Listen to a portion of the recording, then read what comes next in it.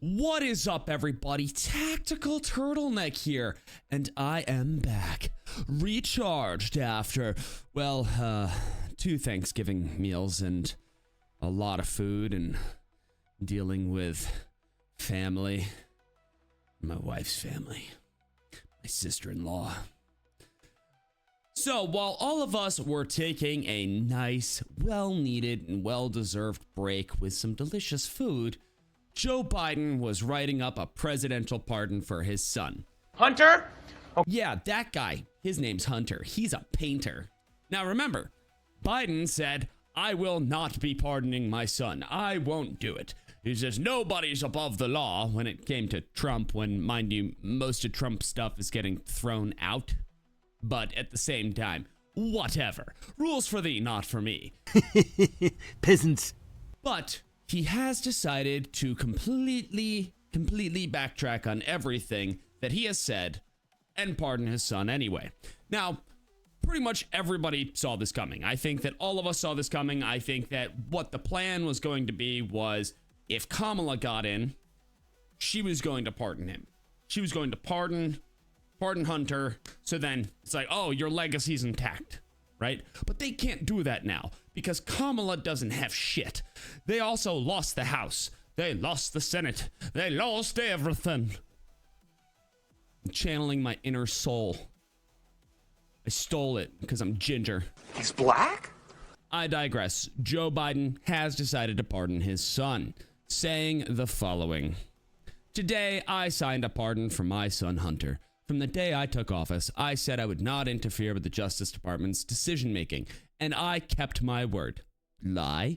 Even as I watched my son being selectively and unfairly prosecuted. Without aggravating factors like use in a crime, multiple purchases, or buying a weapon as a straw purchaser, people are almost never brought to trial on felony charges solely for how they filled out a gun form. Those who were late paying their taxes because of serious addictions, but paid them back subsequently with interest and penalties, are typically given non-criminal resolutions. It is clear that Hunter was treated differently. The charges in his case came about only after several of my political opponents in Congress instigated them to attack me and oppose my election. Then, a carefully negotiated plea deal, agreed to by the Department of Justice, unraveled in the courtroom, with a number of my political opponents in Congress taking credit for bringing political pressure on in the process. Had the plea deal held, it would have been a fair, reasonable resolution of Hunter's cases.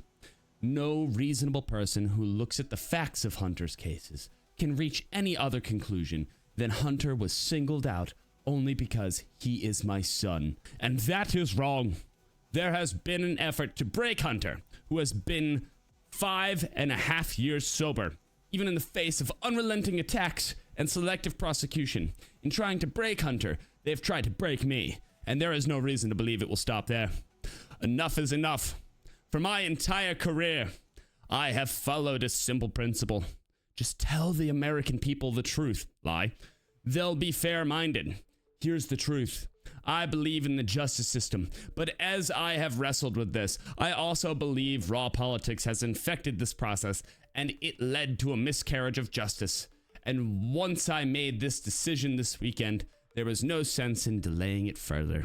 I hope Americans will understand why a father and a president would come to this decision.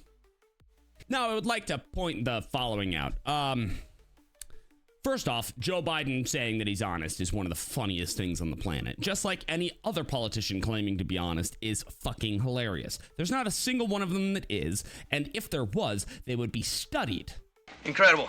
A walking miracle of modern science. By, like, college institutions and scientific minds all over the world. This has never happened before. There has never been somebody in politics who does not lie through their fucking teeth at us. Even the ones we like. Let us be real.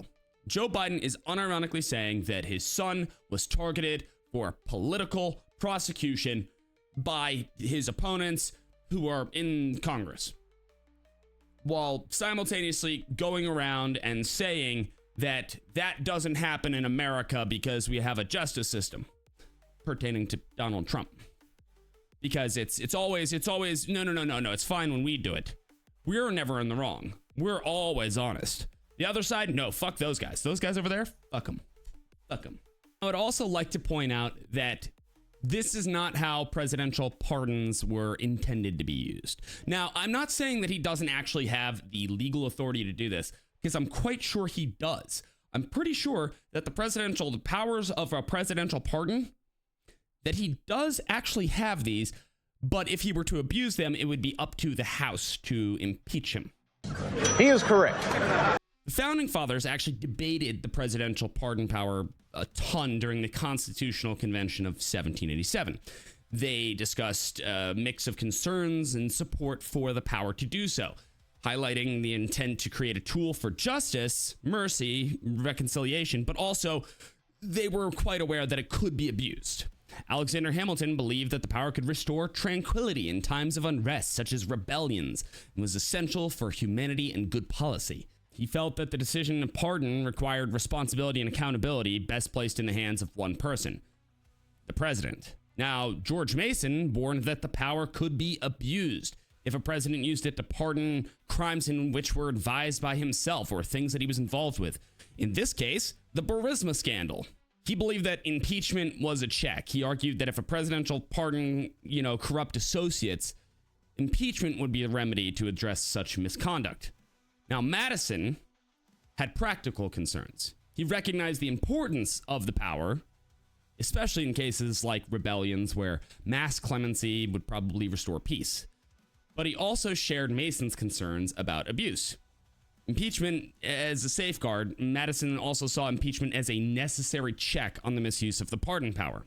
Many of our founding fathers had opposition to unchecked power. The problem with the presidential pardon is it is unchecked other than after the fact. Yes, he can do this thing. After the fact, we can remove him for it. Doesn't seem like that actually checks anything. It just kind of seems like that's well, you got away with it, so now you don't get away with more stuff. So go over there and go into your house and go party and do cocaine.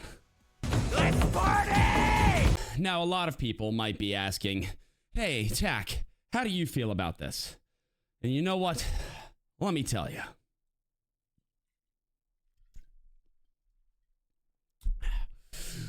The presidential pardon power is the biggest pile of flaming horseshit ever dumped on this country. Like, who the fuck thought it was a good idea to let one dude wave a magic wand and say, nah, you're fucking good, to whomever the hell they feel like?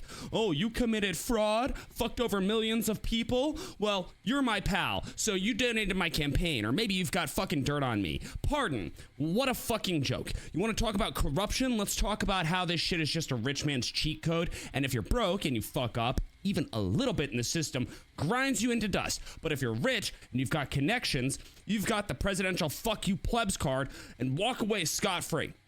It is a goddamn get out of jail free monopoly card for the elite. Meanwhile, the rest of us are stuck paying for their bullshit with taxes and misery while they fucking laugh it up over their cocktails and their private fucking jets and their hookers and their blow, and don't even fucking start with the family and friends bullshit. Like, oh my fucking god, my brother-in-law accidentally embezzled a few $1,000,000. Oh, it's no big deal. He's family. Pardon. Fuck you. My best friend was part of some shady-ass political scheme, but he's a good guy deep down. I fucking promise. Pardon. Fuck that shit. If you're even thinking about pardoning someone you shared a backyard barbecue with, Congress should have a fucking vote on it and make it public. I want to see those smug fucking bitches squirm on live TV trying to justify pardoning their golf buddies. And the worst part is there is no perfect fix. Like, yeah, sure, you could slap some rules on it, make Congress fucking vote, or limit who they can pardon, but at the end of the fucking day, the entire system is rigged. Top to bottom. It's a fucking joke, and we are the punchline. Justice isn't blind. It is drunk, stumbling around with its pants down, its fucking hand up its ass, handing favors to the highest bidder. The whole thing is fucking rotten. So yeah, fuck the presidential pardon power as it stands now. Fuck the two-tier justice system that lets rich assholes fucking skate by while regular people get the book thrown at them, and fuck anyone who defends this corrupt, broken, bullshit mess of a system. It is not justice. It is a power fucking nightmare dressed up in a suit and trying to look respectable, but we all know it is a fucking pile of steaming, corrupt dog shit. snow turns to crimson where the elves now tread with an AK in hand and a nose full of snow. This holiday massacre. I'm gonna go make nachos. Have a good one. All I want for Christmas